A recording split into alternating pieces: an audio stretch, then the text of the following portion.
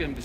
Пайгамбардын алейхиссалату вассалам хадистеги Ухудда осундай соопкая болот, Ухудда осундай күнөө болот дегендин бардыгы мына ушул сиздер көрүп аткан тетиги узун Ухудда осу жөнүндө айтылып атат.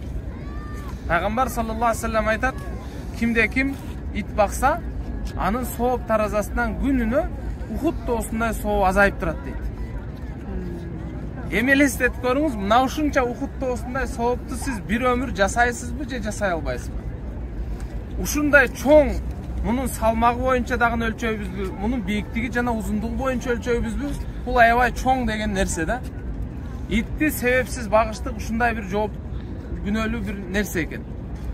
Жана ажекем айткандай, жаназага ким катышса, Ухудда осундай соопкай болот деп атат. Бул бир пайгамбар алейхиссалату вассаламдын өлчөмү. Bir сапарда Абу Бакр, Омар жана пайгамбарыбыз үчөө бул тоого чыкканда тоо титрейт. Анан пайгамбар алейхиссалату вассалам: "Эй Ухуд, тынчтангын.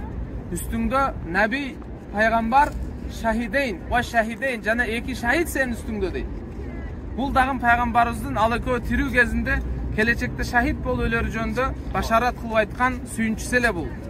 Алар өздөрү ал нерсени байкап деле коюшпайт, бирок ошол жерде пайгамбарыбыз ушул нерсени айтат. Жана айтат: "Биз Ухудду сүйөбүз" дейт. Ухуд болсо бизди дагы сүйөт дейт. Сиздерди дагы мына ушул тоо сүйөт туугандар. Момун ыйман келтирген мусулмандар мына ушул Ухудду сүйөт. Мына ушул ортодо согуш болгон, мына Жабал Рума, жаачандар дөбөсү деген мына ушул дөбө.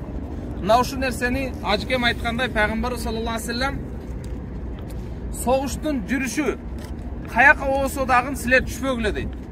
Биз жеңип бүтүн олжону бөлүштүрүп алсак да түшпөгүлө, бизди тигилер жеңип, этибизди карга кузгун тозуп жеп кетсе дагы силер бул жерден түшпөгүлө деген нерселер. Ушул нерседен, ушул согуштан эки чоң сабак алынат экен. Мурунку Бадыр согушунда мусулмандардын саны аз болгон. Капырлар 2000-дин тегерегинде болгон, мусулмандар 200 эле болгон. 10 эсе көп болгон. Бирок Аллахтын колдоосу менен, жараткандын жардамы менен момундар жеңишке жетишти эле. Бул согушта тескерисинче болот. Мусулмандар Мадинага көчүп келген да, булар бу жерде көпчүлүк болот. Ал эми Меккеден келген капырлар, алар азчылык болот.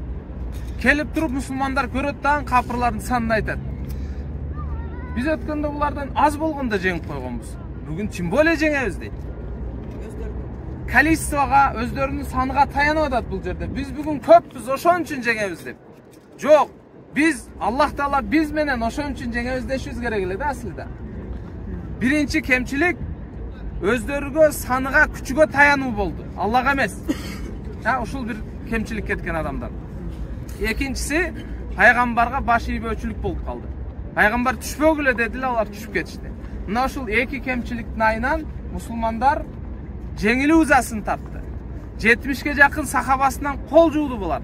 Пайгамбарыбыздын маңдайкы тиштери сынды, денеси канады, шырамдар болду бул нерсенин айынан. Ар бирибиз үчүн бул эскертме сабак болуш керек. Ооба, согуш кетти, бул бир тарых болду. Бирок сиз менен биз чоң кичине амалдарыбызда Аллага таянышыбыз керек bundan сабак. Өзүбүзгө, күчүбүзгө, байлыгыбызга, бийлигибизге, туугандарыбызга, жердештерибизге эмес, Аллахка таянышыбыз керек экен. Экинчиден, пайгамбардын сүннөтүнөн бекем болушубуз керек экен туугандар. Мына ушул ийгиликтин сыры, ийгиликтин жеңиши, ийгиликтин ачкычтары иншалла. Жараткан Аллах Таала бардыгыбызды жакшылыктан айырбасын. Аллахым кылып аткан зыяраттарыңыздарды кабыл кылган болсун. Демек,